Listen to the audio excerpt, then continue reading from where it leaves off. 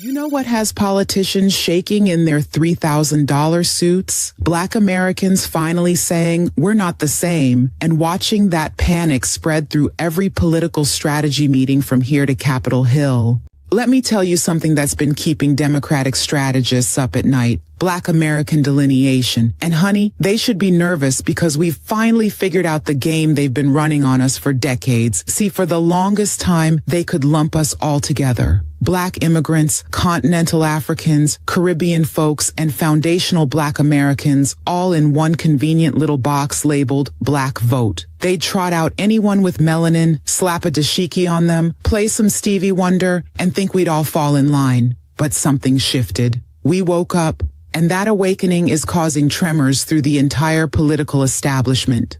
Black American delineation is not about division. Let me be crystal clear about that, because they love to twist our words. This is about precision. This is about finally understanding that our specific lineage, our specific struggle, our specific contribution to building this country deserves specific recognition and specific remedies. When your great-great-grandmother was born enslaved on American soil, when your great-grandfather was lynched in Mississippi, when your grandmother couldn't vote until 1965, that's a different story than someone who immigrated here in 1995. Both stories matter, but they're not the same story. And acting like they are has allowed politicians to dodge accountability for centuries. Here's what happened that changed everything. We established cultural gatekeeping. Now, I know that phrase makes some people uncomfortable, but let's be adults about this. Every other ethnic group in America practices cultural gatekeeping. The Irish do it. The Italians do it. The Jewish community absolutely does it. Nobody questions when they advocate specifically for their communities. But the moment Black Americans say, wait, we need to distinguish ourselves and our unique claims, suddenly we're being divisive? Please. That's just the language of people who benefited from our lack of clarity.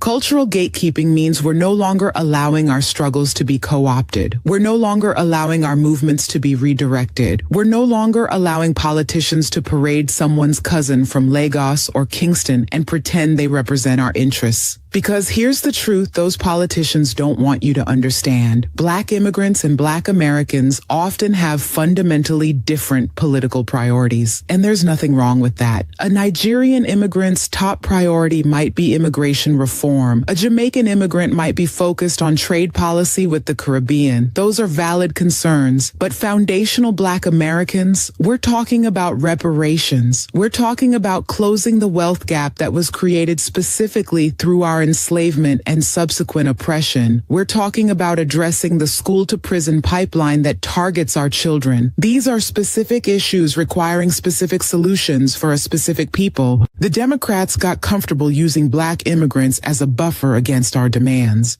Think about it. When we'd push for reparations, they'd point to a recent African immigrant success story and say, see, Black people can make it in America.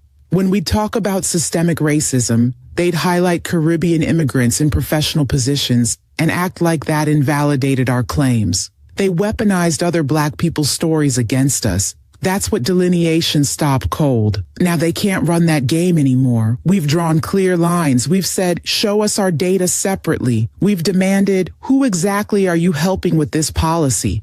And watch how quickly they started stumbling over their words.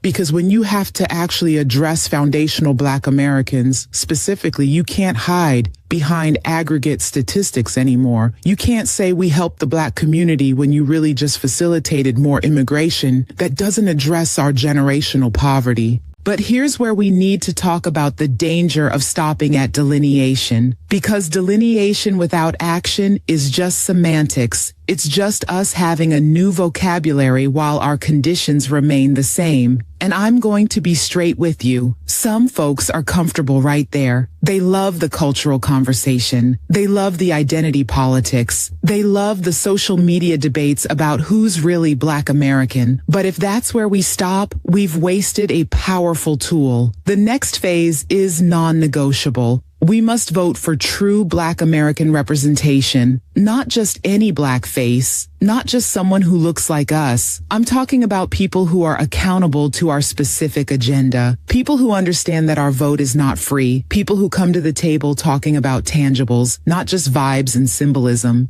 See, the Democratic Party has been running a protection racket on us for years. Vote for us or the Republicans will get you. That's not a platform. That's a threat. And we've been falling for it while getting nothing in return but good speeches and commemorative months. They've given us Juneteenth as a holiday, but not reparations. They've given us more black faces in high places, but not wealth-building programs. They've given us symbolism while other groups get substance.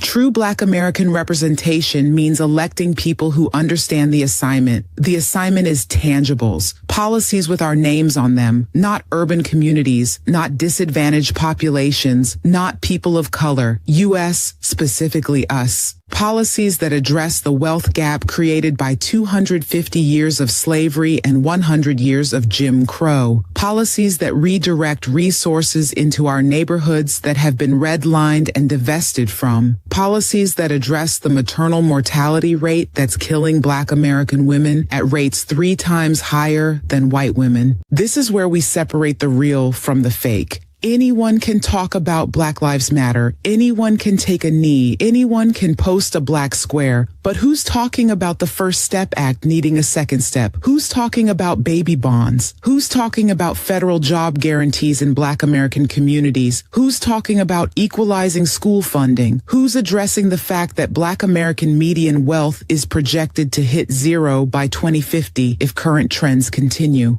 We need to create a litmus test for candidates. Before they get our vote, they need to answer specific questions. What's your position on reparations for foundational Black Americans? How will you address the racial wealth gap specifically? What's your plan for equalizing education funding in historically Black American communities? How will you address environmental racism in our neighborhoods? What will you do about maternal mortality? If they can't give specific answers with specific timelines and specific funding, they don't get the vote, period. And I know what some of you are thinking, but Layla, what if that means Democrats lose?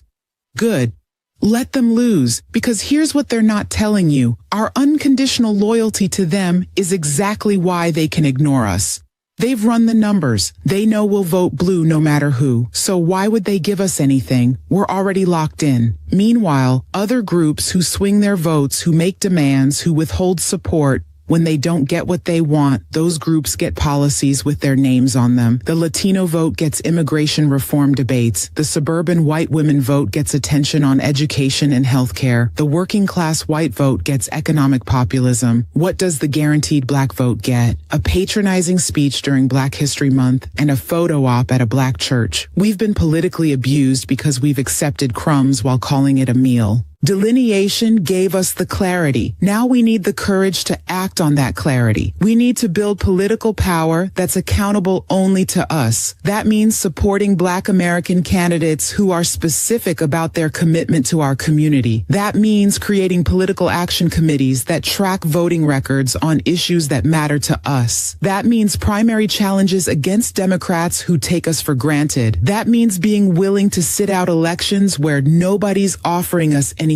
real. Some people call that voter suppression. I call it self-respect. We're not suppressing our vote. We're elevating our standards. There's a difference between not voting because you're apathetic and not voting because you refuse to co-sign your own exploitation. One is giving up power. The other is exercising it. But here's the real talk. This only works if we're unified and strategic. Delineation means nothing if we're still politically fragmented. We can't have half of us demanding tangibles while the other half is still voting based on who smiles at us the most. We need collective discipline. We need to move as a block. We need to make it clear that the Black American vote is no longer free, no longer guaranteed, and no longer satisfied with symbolism. The Democrats are nervous because they see us organizing. They see us asking questions. They see us demanding receipts. They see us no longer accepting, at least we're not the Republicans as a political platform. And that nervousness, that's the beginning of respect. Because people don't fear what they can control. They fear what has autonomy. So here's the bottom line. Black American delineation was the awakening. Now comes the action.